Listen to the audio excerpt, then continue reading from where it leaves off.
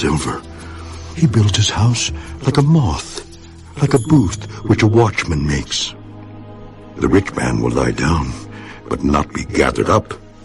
He opens his eyes, and he is no more. Terrors overtake him like a flood. A tempest steals him away in the night. The east wind carries him away, and he is gone. It sweeps him out of his place. It hurls against him and does not spare. He flees desperately from its power. Men shall clap their hands at him, and shall hiss him out of his place.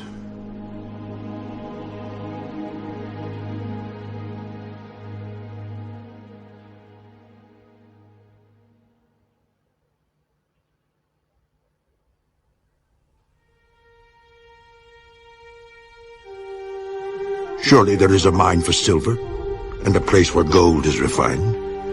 Iron is taken from the earth, and copper is smelted from ore.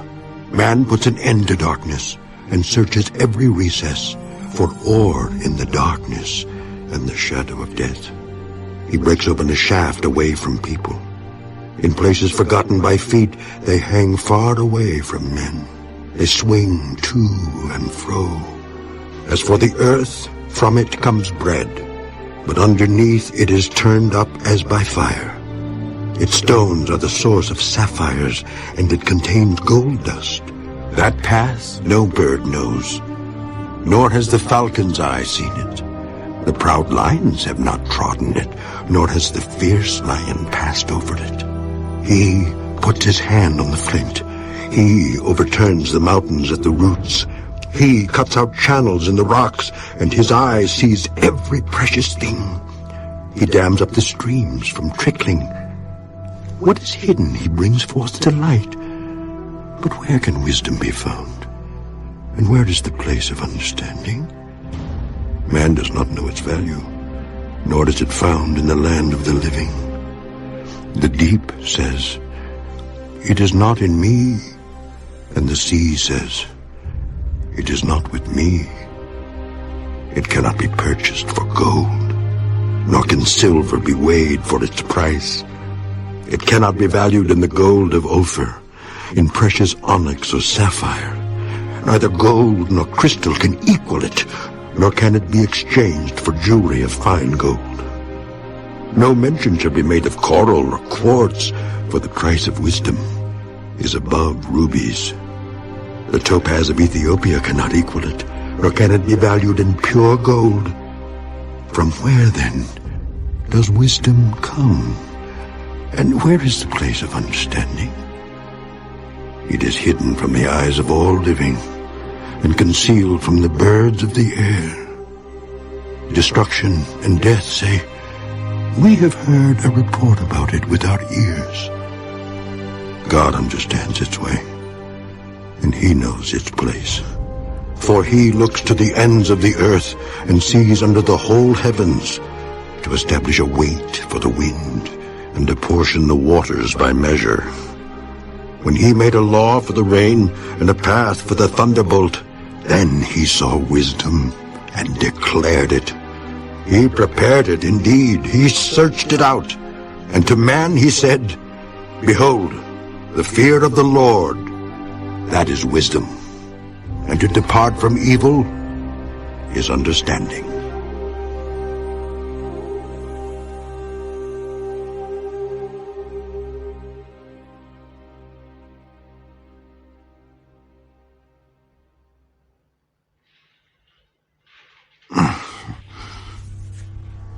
Oh, that I were as in months past, as in the days when God watched over me, when his lamp shone upon my head, and when by his light I walked through darkness, just as I was in the days of my prime, when the friendly counsel of God was over my tent, when the Almighty was yet with me, when my children were around me, when my steps were bathed with cream, and the rock poured out rivers of oil for me.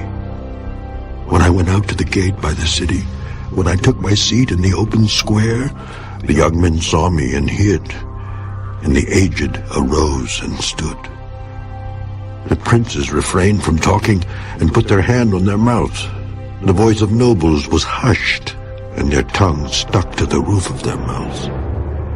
When the ear heard, then it blessed me, and when the eye saw, then it approved me, because I delivered the poor who cried out, the fatherless, and the one who had no helper. The blessing of a perishing man came upon me, and I caused the widow's heart to sing for joy. I put on righteousness, and it clothed me. My justice was like a robe and a turban. I was eyes to the blind, and I was feet to the lame. I was a father to the poor, and I searched out the case that I did not know. I broke the fangs of the wicked, and plucked the victim from his teeth. Then I said, I shall die in my nest, and multiply my days as the sand. My root is spread out to the waters, and the dew lies all night on my branch. My glory is fresh within me, and my bow is renewed in my hand. Men listened to me and waited, and kept silence for my counsel. After my words, they did not speak again, and my speech settled on them as dew. They waited for me as for the rain, and they opened their mouth wide as for the spring rain. If I mocked at them, they did not believe it, and the light of my countenance they did not cast down. I chose the way for them, and sat as chief. So I dwelt as a king in the army, as one who comforts mourners.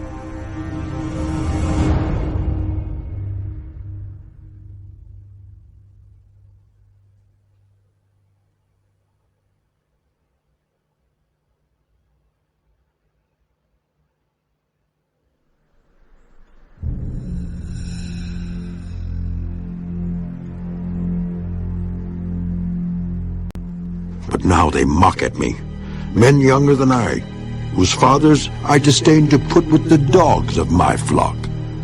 Indeed, what profit is the strength of their hands to me?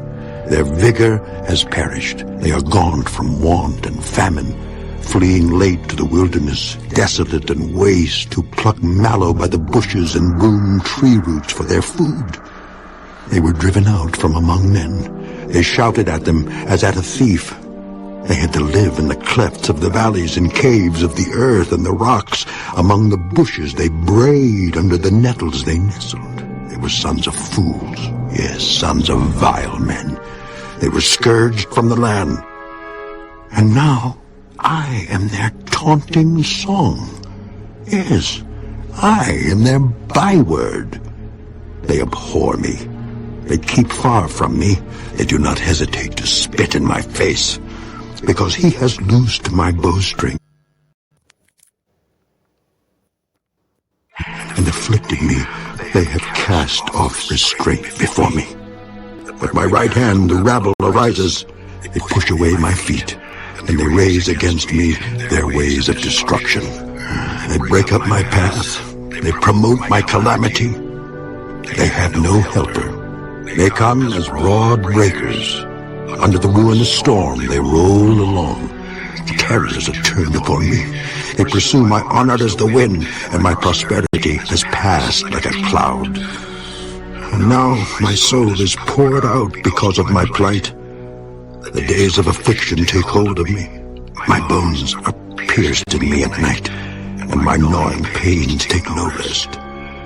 My great force, my garment, is disfigured. It binds me about as the collar of my coat. He has cast me into the mire, and I have become like dust and ashes. I cry out to you, but you do not answer me. I stand up, and you regard me, but you have become cruel to me. With the strength of your hand you oppose me. You lift me up to the wind and cause me to ride on it. You spoil my success, for I know that you will bring me to death, and to the house appointed for all living. Surely he would not stretch out his hand against a heap of ruins if they cry out when he destroys it. Have I not wept for him who is in trouble? Has not my soul grieved for the poor? But when I looked for good, evil came to me. And when I waited for light, then came darkness. My heart is in turmoil and cannot rest. Days of affliction confront me. I go about mourning, but not as the sun. I stand up in the assembly and cry out for help. I am a brother of jackals and a companion of ostriches. My skin grows black and falls from me. My bones burn with fever. My harp is turned to mourning, and my flute to the voice of those who weep.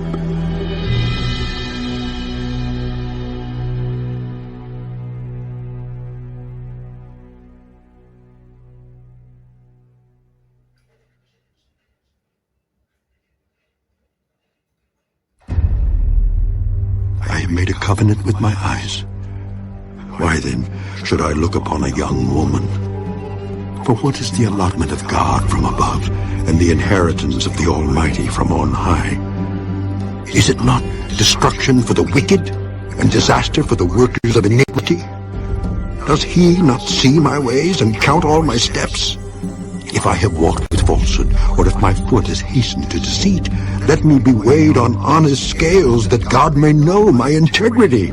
If my step is turned from the way, or my heart walked after my eyes, or if any spot adheres to my hands, then let me sow and another eat. Yes, let my harvest be rooted out. If my heart has been enticed by a woman, or if I have lurked at my neighbor's door, then let my wife grind for another, and let others bow down over her, for that would be wickedness. Yes, it would be iniquity deserving of judgment, for that would be a fire that consumes to destruction, and would root out all my increase. If I have despised the cause of my male or female servant when they complained against me, what then shall I do when God rises up? When he punishes, how shall I answer him? Did not he who made me in the womb make them? Did not the same one fashion us in the womb? If I have kept the poor from their desire, or caused the eyes of the widow to fail, or eaten my morsel by myself, so that the fatherless could not eat of it, but from my youth I reared him as a father, and from my mother's womb I guided the widow.